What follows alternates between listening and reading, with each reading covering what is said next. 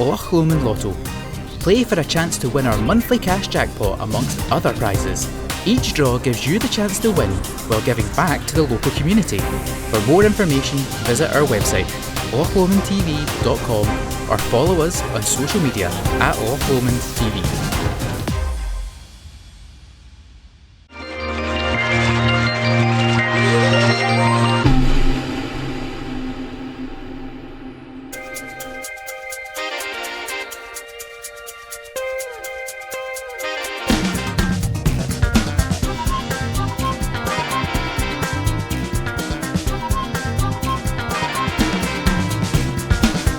So welcome to this strange episode of Real People, where we've flipped things around a little bit. Jim is now wearing the shirt. I've taken mine off. I've just got this one on now. And he noticed a book in my bag when we were interviewing other people, and he said, "What's that?" And I said, "Well, it's called Dead Dog Beach, and it's a book what I wrote." And he said, "Well, we should really just ask a few questions." So I'm going to let him ask a few questions. On you go, Jim. There's a really interesting story behind this book. So first of all, Paul, what's the book about? Hard to explain really. It's a kind of rom-com thriller, kind of. It's about rock bands, Glasgow Gangland, and the mafia. But what happens is there's a situation where the main characters, they get married to his wife quite young, but they make a pact when they're a wee bit tipsy. That says they'll split up in 10 years no matter what, and he thinks this is a bit strange at the time but just laughs it off. 10 years on, the book starts with the anniversary dinner, and Maria slips over a bit of paper which they signed together that says they'll split up in 10 years, and he goes, "What?"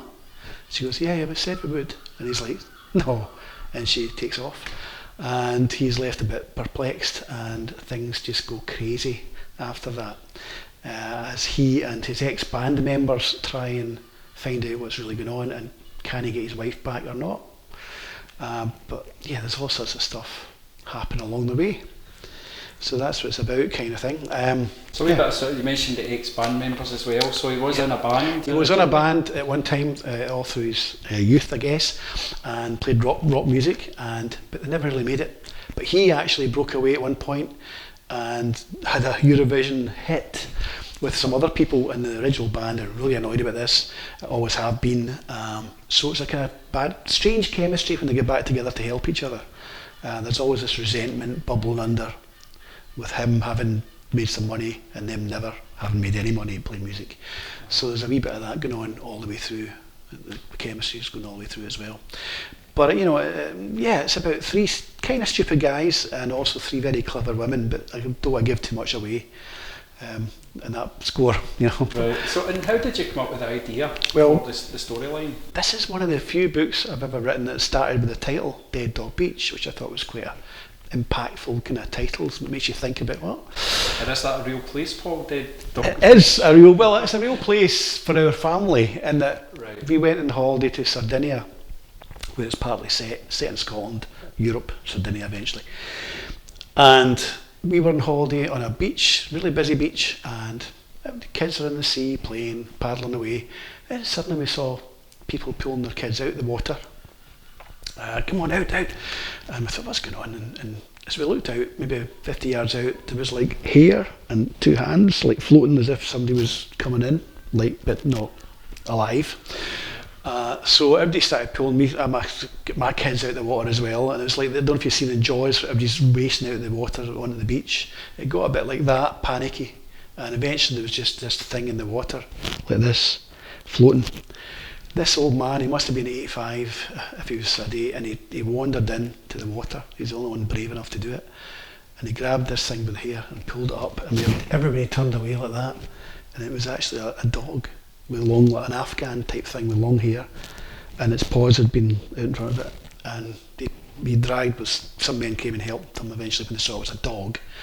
And they dragged it on the beach, and I don't know if they buried it, what they did with it, but nobody would go in the water after that. Which is crazy, because there must be a million dead things in the sea, right? Yeah. In the ocean, but nobody going, "Oh, can't I go in there? There's a dead dog been in there." But my kids from that moment on always said, "Dad, can I go back to Dead Dog Beach?" They named it Dead Dog Beach. And I thought, I wonder what would have happened. I wonder why the dog floated in. What if something else had been involved with that? and so I could use that as a starting point. Fab, do you know we've got sound effects going on as well at the moment? Well, there is a few beach effects, the seagulls on the roof. They're that loud, you probably hear them. So yeah, so that's how it kind of started, and then it's been 10 years kind of in the making, because all sorts of things happened. I get option for a movie way back, which was great, exciting, contract and all that done, and storyboarded and production team.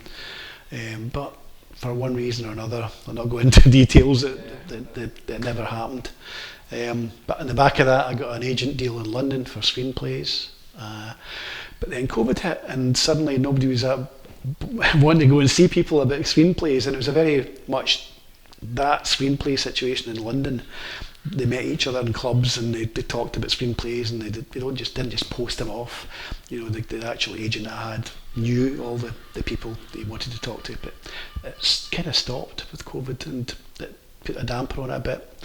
So it's now out in its original form as a book, and we'll see what happens after that. But so yeah, which I know you've written quite a few books. So which number's this now? I don't know. It might be lucky 13.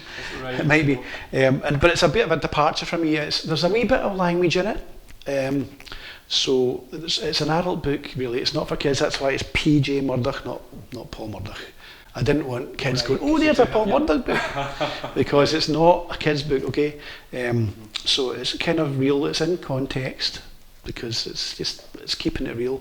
Can you read us an excerpt? Read a wee bit, yeah, and it's behind the scenes in bands a little bit as well, which you might be familiar with. But you'll say when I read this, but this and that never happens, right? But wait, see what you say. See what you say after I've read it. I'll just do a snippet. There is some naughty words in, but I'm assured they will be bleeped out. They'll be bleeped out. Yes. So this is he's found out his wife's gone. He's had a few things have happened. He's ended up getting a black eye and it's basically getting knocked out in this hotel. And this old band member of his, a drummer, has rescued him and pulled him up beside the stage to keep an eye on him until they finished their set.